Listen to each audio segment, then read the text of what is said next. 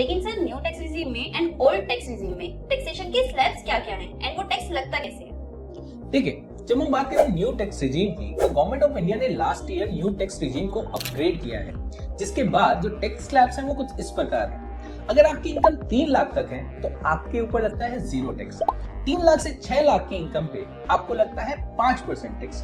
6 लाख से 9 लाख की इनकम पे लगता है 10% टैक्स। 9 लाख से 12 लाख की इनकम पे लगता है 15% टैक्स एंड 12 लाख से 15 लाख तक की इनकम पे लगता है 20% टैक्स।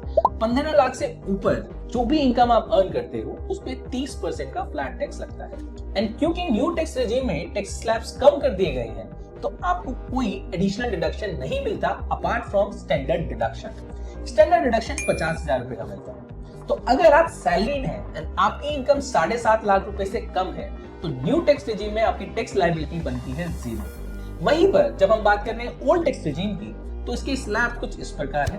0 से 2.5 लाख रुपए कमाने वाले को लगेगा 0 टैक्स। 2.5 लाख से 5 लाख तक की इनकम पे लगता है 5% टैक्स।